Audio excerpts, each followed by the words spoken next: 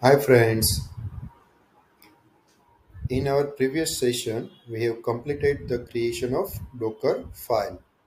In this session we will see how we can utilize the Docker compose command to build and run the Docker images. So first we will see how to build an image using the Docker file that we have created. So let's take a quick look on the Docker file once again. So this is our Docker file for Go language. In the first line, we have instructed the Docker that fetch Go language image with the tag latest, and we have alias that image as builder. In the next line, we have copy our source code from host system to Docker image. In the third line, we have set the working directory within the Docker image. And in the next line, we have compiled our source code using the run command. Then our next stage will be started. In the next stage, we have used busybox image. In the second line, we have copied the code from the first image to this image. So basically, you can say that we have copied the code from the Go language image to busybox image. And finally, we have executed our code. I will keep this comment for now. I'll get back to you on this later on. So this is our Docker file, and this is two-stage Docker file, or you can say that the multi-stage Docker file. As many from statement you find in the Docker file, that many stages it has. We have two from statements, so we can say that this is using two stages, right? So, or you can say that this is the multi-stage Docker file. Now, in the next step, we'll create a go.yml file, that is the Docker compose file. We'll create our file in the deployment directory and we'll name it as go.yml. We have that ready over here, right? But we'll see it step by step. First, we will define the version. So this is the version of Docker compose file. You can see from here, these are the available versions of the Docker compose file. Version 2 is outdated, so we will use any series of version 3.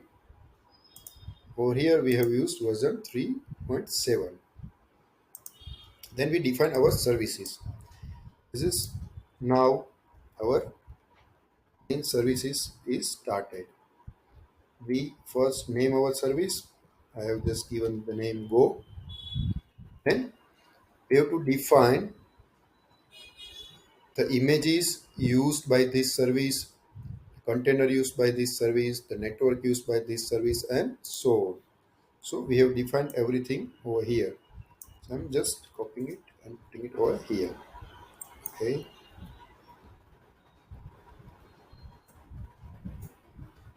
Okay. So we want to build our image using this Docker file, which we have just created, right?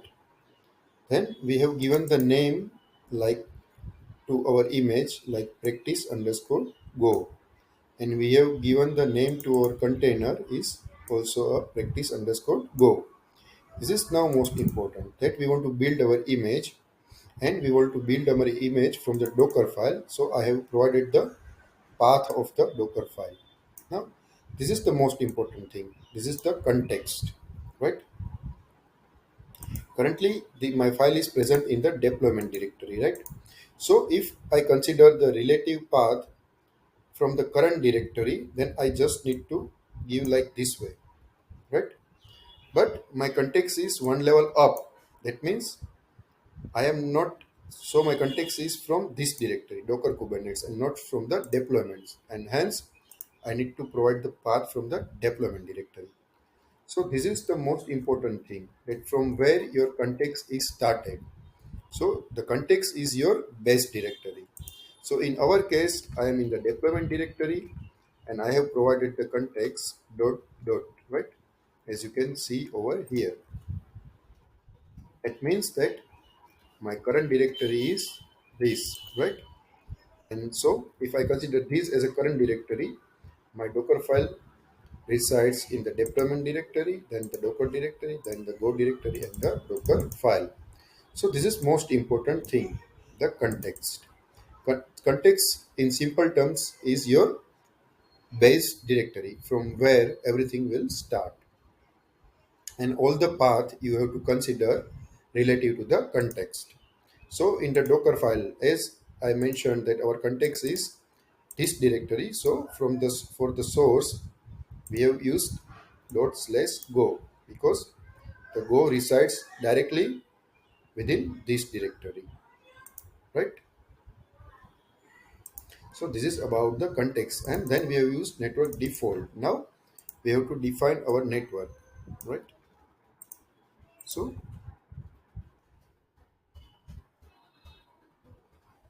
if you remember,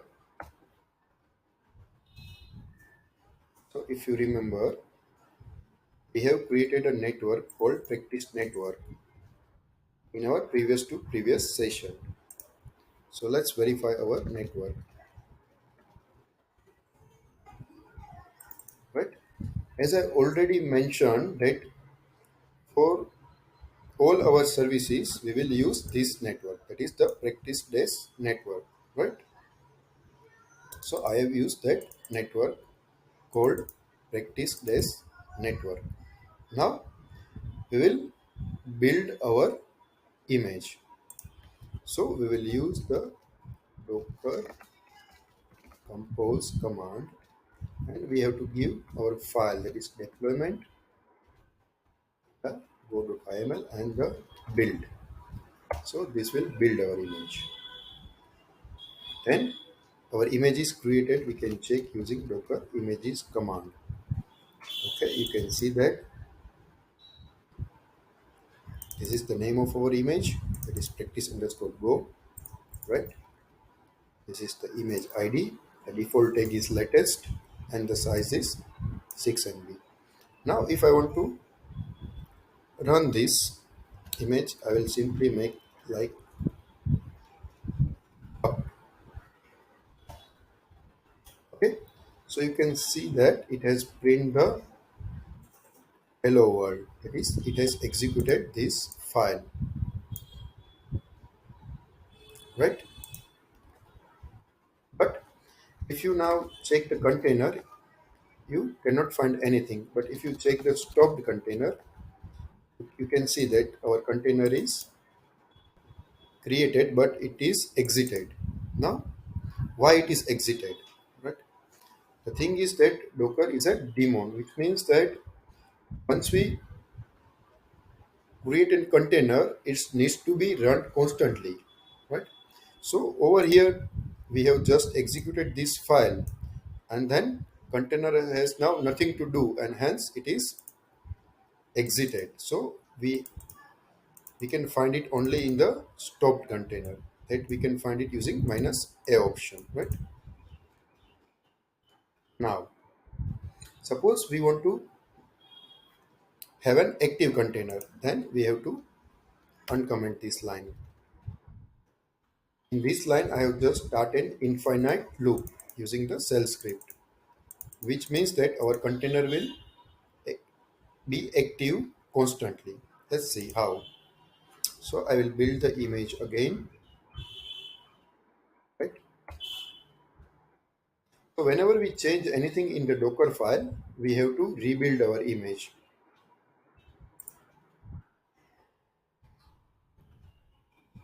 I'm making it up again. Okay, now you can see that it is running. Now if you go in the next step, and if you do Docker process, you can see that this is our running container, right? So the container is up and running. If you want to go inside the container, then you can use docker exec command. Over here, you can specify the user.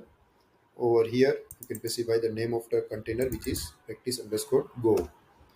So if you go inside home, go, and then see that we have a main file, which is compiled version of main.go, right? So we have made our first Docker image and we have make it up and running. So this is all about Docker Compose utility. In the next session, we will see all the Docker frequently used commands. See you soon. Bye bye.